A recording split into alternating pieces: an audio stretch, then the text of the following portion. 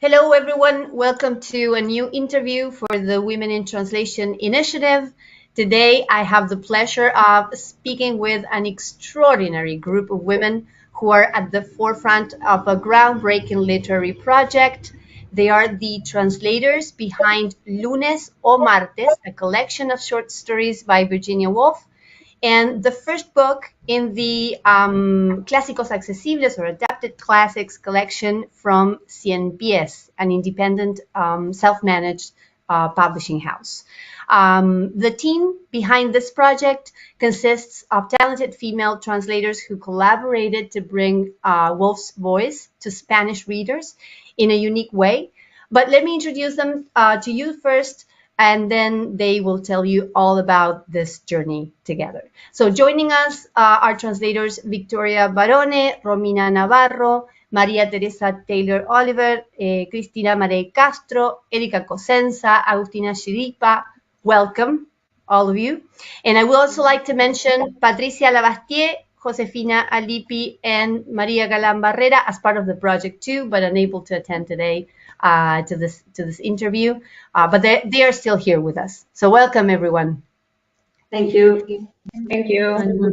Hi. So before we bring Virginia Woolf to the table, who can tell me a little bit about Ciempiés, the workshops, the reading club, and now the publishing house? That would be me. But first of all, a correction, because Yes. Victoria Maui is not a translator. She's the co-founder. Okay. I will explain all the history of Ciempiés, and she's a writer, editor, and designer. She's the woman behind the accessible design of our book. So she's very important. She's not a translator, but she's a huge part of this project. Totally. Ciempiés was born in 2022 in the intersections of our desire to create, our passion for what we do, our friendship and love. And it began walking in February of 2023. Besides Maui and I, the co-founders are Javier Rey, he's a writer and journalist, and Wenceslao Zuloaga, he's a programmer, he's the tech guy who solves every problem we have. And of course, we are not alone because we are a centipede. Ciempiés means centipede, and a centipede has many more than 4 legs. So we are joined by a growing team of wonderful collaborators, but most importantly, wonderful human beings. Most of them women, but that's almost by chance or not, I don't know. The book clubs, in plural, we have 3 now. They are just an excuse to build community, to create synergies, to provide ourselves with a safe space to talk and share about books, of course, but about life. Right. Because books reflect life, life reflects books, I don't know, but they are just an excuse. And the workshops and seminars, we have in person at Barcelona. Soon we will have in-person activities in Madrid and online activities also. The aim of these workshops and seminars are sharing knowledge and mutually enriching ourselves. Some of these activities are facilitated by the core members, the 4 of us, but all others are facilitated by other members of Ciempiés. We have a wide variety of seminars, talks, and workshops, including creative writing, literary translation, cinema, and many, many more. And the publishing house. The publishing house is a dream come true. And with the publishing house, we have a twofold ambition. We want that more and diverse voices get published and that more people can read them. So this is a brief presentation, introduction of Ciempiés. Love it. Love it. I mean, it looks like you're doing a lot. And tell me, these activities are open to everyone as long as they speak Spanish and English, or do you have Yes, yes. workshops in other languages as well? We have workshop mainly in Spanish, but also in English, and who knows, we may soon add other languages. Catalan, for example, so we are in Catalonia, so we have to have Catalan activities. Cool, cool. We're gonna add a link to all of this information at the bottom of the video so that anyone can check those workshops and clubs after this interview. Now, Lunes o martes, that's the first book in the Ciempiés collection. Is that correct?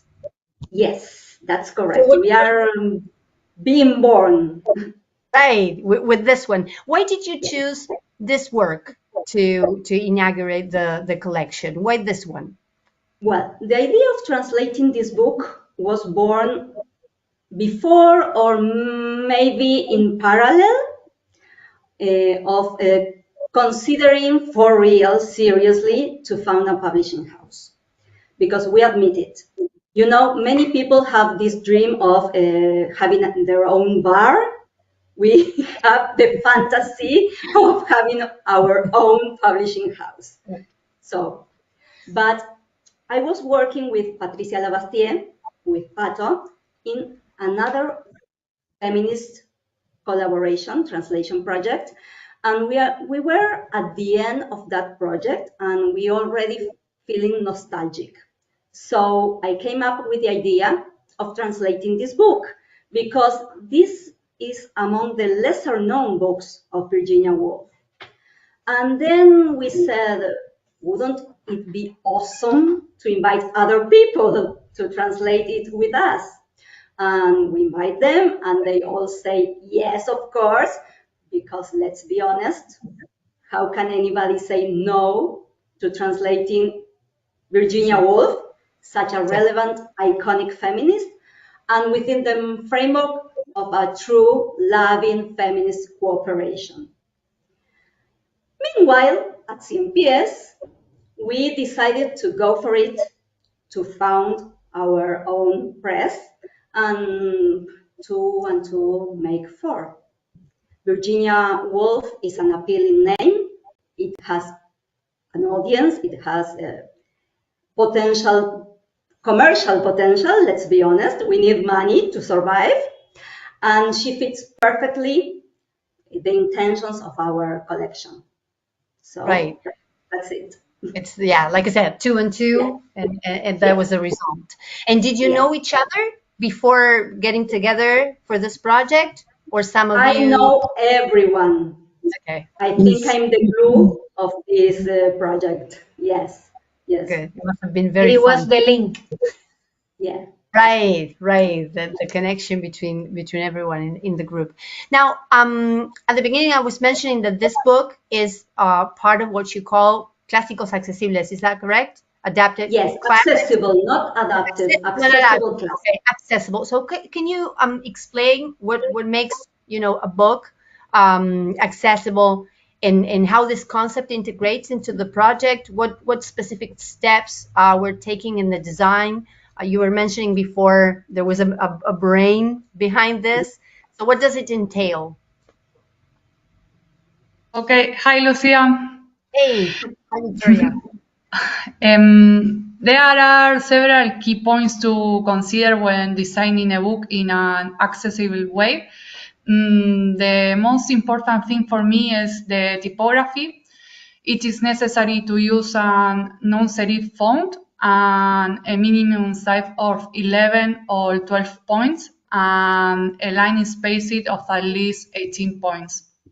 The text must be aligning to the left and without splitting words at the end of the line. The weight of the pages must be at least 120 grams to avoid transparencies when reading. The cover should be as clear as simple as possible, because if there are some images or colors on the background, that makes reading difficult. As you can see, we have it there, right? You have the book there to show the cover? Yes, there? Can you show it? It's beautiful. Love it. Pretty simple. I get what you were just saying about the cover, not a lot of colors, but straight to the Yes. point. Yeah, we're gonna show an image of that also together with the interview so that people can see it. Yes, Like, as you can see, we have to take care a lot of details. If you ask me about the biggest challenge that I had, it was to place the name of the eight translators and the prologue writer on the cover. We right. believe that it's also important to make those voices visible. Right, definitely. Yes, they should be there. They should be there. Now, accessibility in publishing is not widely practiced. It takes just a matter of searching Google to see that this is not widely discussed or taken into account. So, what do you think needs to change, in your opinion, in the publishing industry so that we start offering accessible books out there and to make accessibility a standard consideration for all books out there, not just within a specific category? Is there anything that should be changed at this point so that everyone start thinking in terms of accessibility in publishing? Anyone? No? I think the change must happen not only in the publishing sector. We need society to change. We need the whole world to think about accessibility, because if the public don't know, don't demand accessible books or accessible audiovisual products or accessible anything, companies won't do it. Yeah, Right. it's and maybe public the people don't know it's a possibility. Right.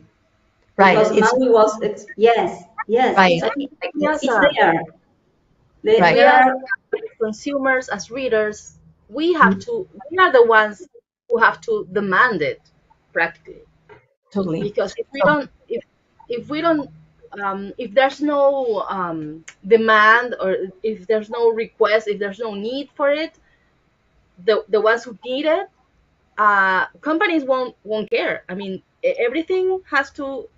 They are looking out for their profit, but we have to make them know that this would be profitable for them, right? right. But Right. we have to require it, Right. not wait for companies to come up with things that will help us, but rather we have to tell them that we need them to make it for us. So yeah, Agree. that's what Eddie was getting at, I Yeah. think. Right. Yeah. There is a need, and promoting initiatives like this one, like the project you girls are working on and have worked on. I think it's another way of it's making noise around it and making sure that people understand that this is not just Exactly. an idea that someone came up with, but it's a need, and someone has to do something about it. yes, And and it's Even very our feasible. It's very feasible because if Ciempiés, Libros de Ciempiés, which is a very, very small, we are four people can do it. the bigger ones can do Yeah, it too. Definitely. I yeah. agree with you. I Sorry, agree. Cristina, you were about to talk. no, I was just going to say that for me, as a general public, was a discovery too, in the sense that I hadn't thought about that, like the possibility that this is a possibility. So now this book is also an excuse for me to spread the word about accessibility. Nice. Nice. I like that. Right. Yeah. When you don't come across things like this, it's probable that you're not going to think about it, because if it's not one of your needs, and you don't get to see it or get in touch with it. Yeah, I think it's great that you're not just offering a book, but spreading the word about the need to provide, what's culture in general to everyone out there.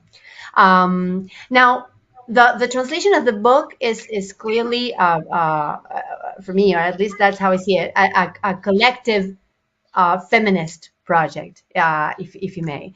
Now, how did the idea of collaboration shape the process, and how did you ensure that each voice in the book was respected throughout the translation? Hi everyone. Again, so well, first of all, I really like this question. I I think we all agree that we believe that collective and feminism are concepts that should always be together.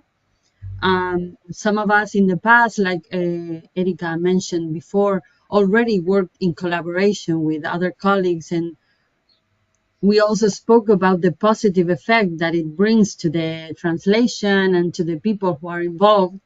I mean, some of us kind of like had previous working experiences with this. And we also embrace it as a part of the feminist approach that we bring to the practice of translation. We know that this is a strategy, a feminist strategy, and that it also like fights against this belief of competition and isolation of the translators. And I think this project proves that collective work moves further than when you work alone. Uh, and it also helps to give visibility to the singularities of each person. I mean, you don't get, you don't lose yourself because you are in a collective experience. Not at all. And the respect to each voice, I think it was ensured from the beginning with the initial approach of the saying to different women living in different countries from different nationalities and specializing in different fields of translation and saying, hey, do you want to participate in a project? Bring in your voice, your knowledge, and your stamp into these short stories. It's like, I know you are singular. I know who you are. I don't want to change anything. I just want you to bring this to the table if you want to. I mean, that I think that's a very respectful approach. And also, I mean, on a personal note, I mean, I think in the proofreading stage, it was like so warm and caring, and it was like, oh, what do you think of this? Or I'm gonna leave this option if you think it's better for this. And for me, it was amazing because all of the suggestions were interesting. All of the conversations we had uh, were respectful, and I was looking for that also. I mean, the humbleness of the collective, there's something about putting yourself out there and for the group to tell you, to help you become a better translator, but to also care about you. And we know that that idea is in a competitive and hierarchical world is pretty feminist. So Definitely. Yeah. It sounds, well, first, it sounds like it was the dream project, wasn't it? Yes. It's being involved in such a project, and you said it, caring and loving. It's those words in connection with reviewing a text together, Yes. a bunch of people. It's not common, which I think is what makes this project unique. I think it's great. And the fact that I think one of you mentioned, I think it was Romina, when we were talking about having this interview, this concept of cooperation or collaboration over taking over competition. I think that's, it's great. It's still hard to think that we still need to repeat that and put a lot of emphasis in the fact that, hey, women, we can collaborate. We don't need to compete with each other. And we find ourselves saying that over and over and over, year after year. But it's okay. I mean, this kind of project, from where I stand, it's the perfect example of that. Sometimes you don't need to say it; you can do it and make it a dream project. So I love what Walk you the what you walk. Talk the talk, but also walk the walk. Yes, walk the walk. Now, the way in which you approached this project together with all the different voices in the book shows a clear step away, a departure from today's approach to unifying results, especially from the rise of machine translation and artificial intelligence. How do you all see the role of human translators evolving in this increasingly automated world nowadays? Well, I believe that even though we can see that artificial intelligence is taking over, I believe that's just like a boom that will definitely fall. The hype will get to a plateau, and in particular in the field of translation, I I really loved what Agus just said about competition and also not losing ourselves, because I mean, a machine cannot give you that feeling of warmth, of collaboration, because a machine works. I don't know how to say it. For example, for a book, for this particular project, literary translation, um, there's so many nuances and cultural sensitivities that artificial intelligence, maybe because it draws from standardized forms, maybe. It is fed pardon by me? standardized. Yeah, The machines are fed by standardized yes, forms exactly. of Thank you. translation. Yeah, that's exactly what I wanted to say. That it draws from things that are standard, but a literary translation has so many cultural touchstones that every one of us, for example, in this project, we had different voices because we are different nationalities and we have different cultural backgrounds. So we bring to the table something that a machine could never do. Definitely. Yeah, and Do you think also, it excuse will me. ever machine translation or artificial intelligence will it ever help a literary translator in any way as a tool, or Maybe is it something as a that's going to tool. be disregarded eventually in the As a process? tool, maybe. For example, in my daily work, I do have a client that asks me to use machine translation for a part of the project, for a part of the process. Excuse me. And I always obviously have to post edit what I use it for. But it does help me sometimes, like twists of a phrase, for example, or oh yeah, that's what it meant. But sometimes, or more or less, it oftentimes the machine just doesn't get it because it, Right. it, it has a bias. For example, now we are all feminists here. It has a male bias. That's one of the biggest problems for artificial intelligence. It has a male bias because it draws from the cultural um, setting, the world that we live in, and so it has a male bias. It always assumes that we are talking about a man Hmm. in a particular sentence, or maybe one of the most common phrases that I always think about is doctors and nurses, and Spanish, oh, doctores y enfermera. Why? Mhm. So yeah, that machine translation doesn't get that, um, and obviously is teachable, and we have to teach it. But for a literary translator, um, I don't think it is going to get the nuances that are or the poetic language. For example, I was talking earlier when we were just entering this seminar, this interview. We were talking about Ray Bradbury. He had such a musical language, such a beautiful way and turns of phrase that he invented, that I don't think a machine will ever, you know, Definitely not. yeah, Definitely it not. Right. won't get.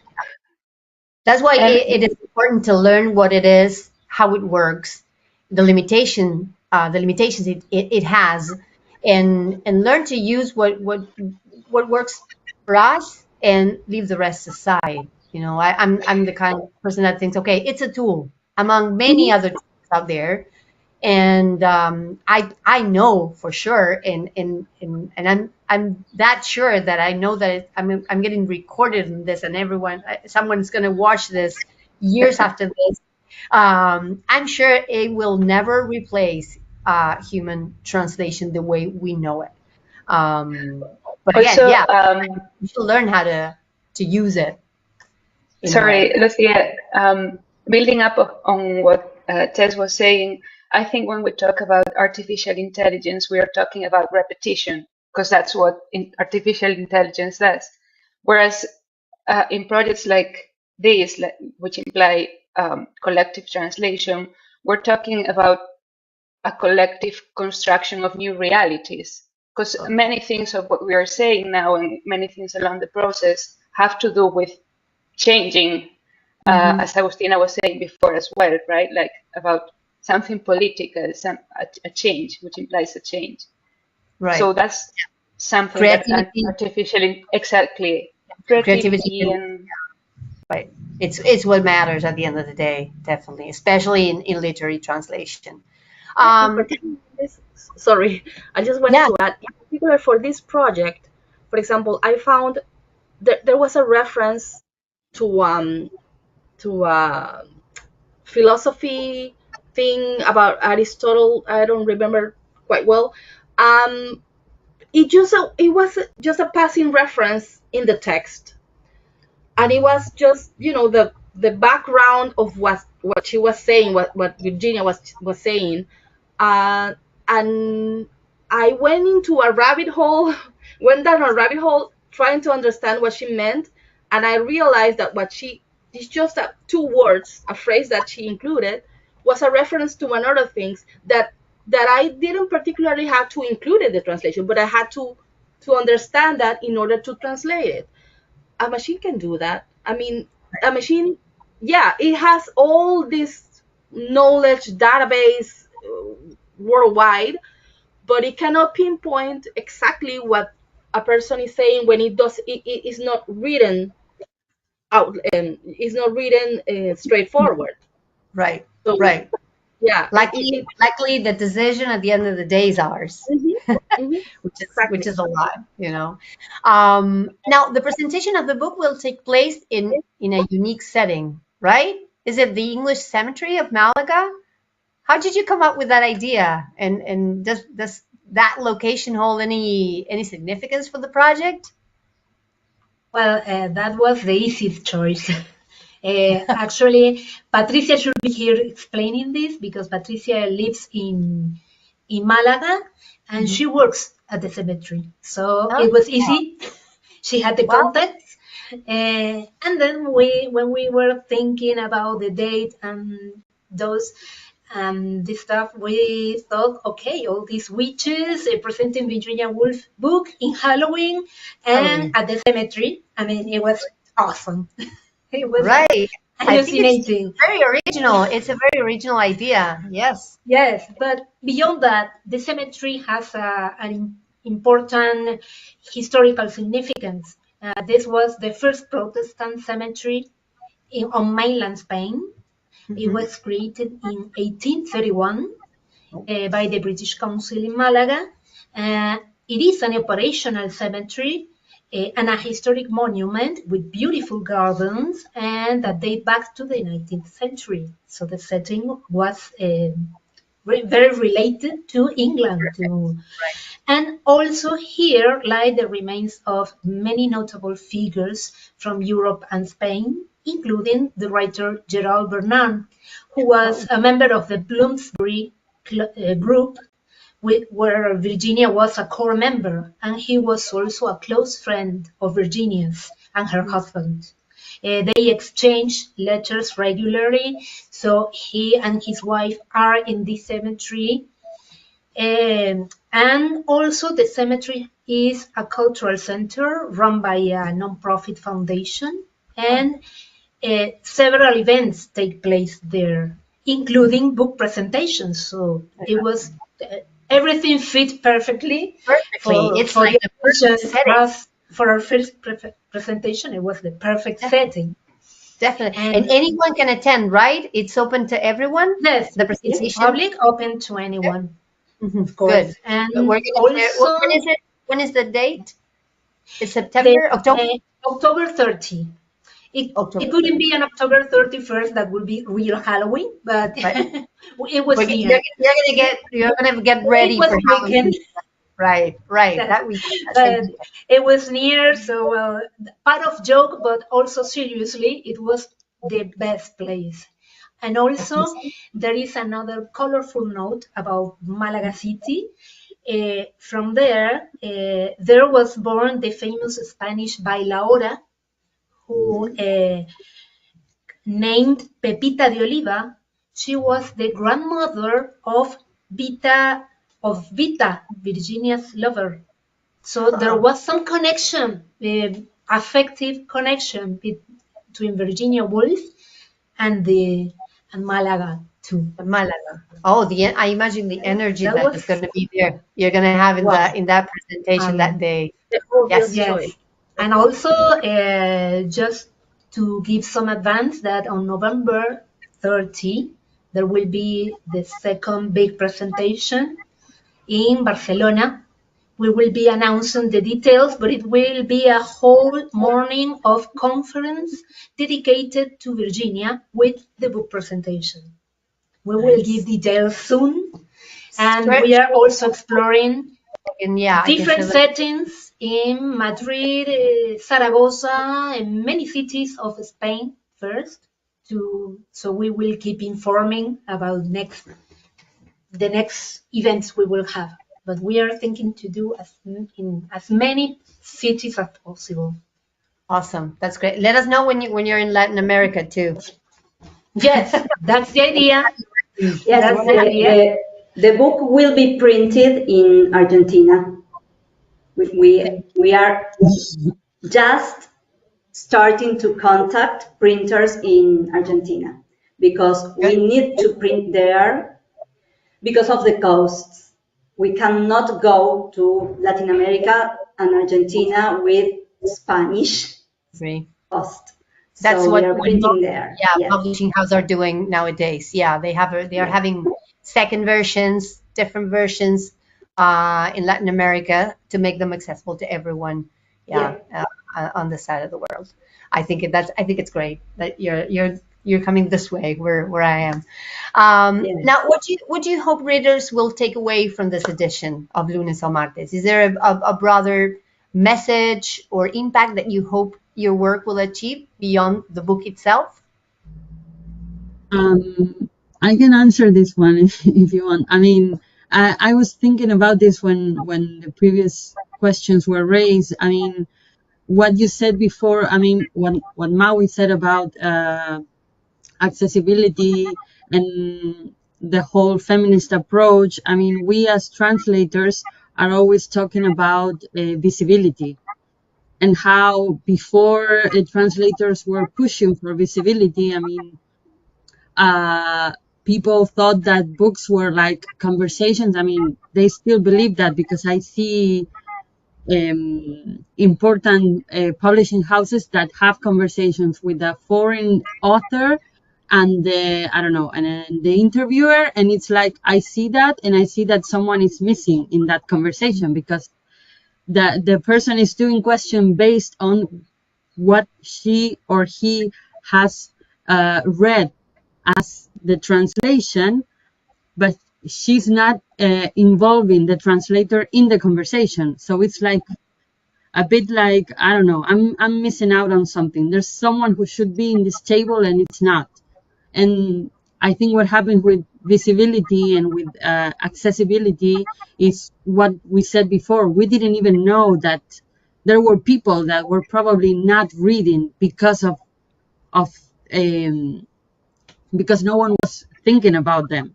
And it's kind of sad because it has a very, I don't know, you can solve it very quickly. It's just like no one is thinking about it. Right. So it's like this empathy with everyone. I think it's a very broad concept that is not only I don't know, it doesn't have to do only with translation or with Virginia or even with feminism. It's about humanity. So I think that would be a great thing to achieve. Yeah, that's what you are doing. You're achieving it already. So yes, it's definitely you're getting to a broader audience with a beautiful piece of literature and thinking not just about the regular reader. You're taking that beyond that. So I think I have no other words other than congratulations, because you're what you're doing. I think personally, I think it's great. I have a personal, I'm very fond of books and literature and literary translation. So I'm not being objective here at all. But at the same time, I think this kind of projects, they make a difference. They make a difference. There's no way they wouldn't make any difference at all. So I do think it's great. So Erika or anyone else, can you give me a glimpse into the future? What's next for Ciempiés? What are there in any Argentina first?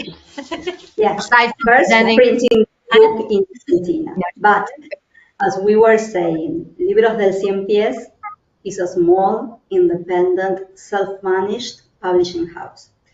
So we cannot handle more than 1 or 2 books per year because, Right. yes, because we cannot. Yes. At least for now. If we are fortunate enough, maybe people will support us, and then maybe we'll be able to grow and make more books per year. Mhm. But having said that, we do have some, or should I say many projects, because we are always thinking about what to do. But in the near future, we have. The first one is going to be published by the end of this year or the beginning of 2025. The title is Ansus, and it's a trilingual collection of feminist fairy tales written in Turkish and English by Defne Chisakça and translated into Spanish by me. Nice. And it's going to be published trilingually. They are a very ambitious project we have. The next one is what Javier Rey is working on his second novel, and we are not allowed to say anything about this. Top secret. Top secret, yes. It's among us. But we think 2025 is the year for that novel. Good. And of course, we have already selected 2 authors for our Clásicos accessibles, both feminist. One is a US writer with a short story almost everyone has heard of. It's a horror short story, but perhaps not too many people have read it. Or at least in translation, because there are not so many translations of this person. And the other one is an Italian author, An Invisibilized Voice. I think there is only 1 book translated into Spanish of her. So Okay. we are Top not secret. saying yes. So a lot of things the are happening. mystery. Yes, There are a lot of lots things of happening Coming here. soon. Yes. Announcing soon. Yes. And yeah, Let's keep the mystery. Coming stay soon. tuned. That's it. Stay tuned. We're gonna be sharing Stay tuned. more information real soon. Well, okay. Thank you all for making some room in your calendars for this interview today. It means a lot to me and to the ProsaCom community. I hope you can come back to present the book, the collection, future projects. That we can have a second conversation soon enough, so that you can share what you're doing and inspire others in the community, in the language and translation community. I would really like to stay in touch, because I don't want to miss anything that you guys are doing, because I think it's great. It's real. You're into really interesting projects. Things are happening, and I can tell you're doing wonderful things. So if they call us noisy, to us women, let's make noise. That's my motto. So thank you. Thank you for the space, Lucia. Thank you very much. Thank you for having us. Thank you so much for your time. Thank you so much for having us here. Thank you. And if you would like to learn more about the Women in Translation Initiative by PROS.com, I invite you to check the website, pros.com/women in translation. It's a very new initiative. We've been doing this for a couple of months. We have a lot of women talking every day. Congratulations, by the way. Congratulations. Thank you. Congratulations for the project. It's a really, really nice project, a really nice initiative. We're getting women from all over the world talking to each other daily, sharing information, attending workshops, supporting each other. So we're having a great time, and there too things are happening. So you're all welcome to join anytime you want.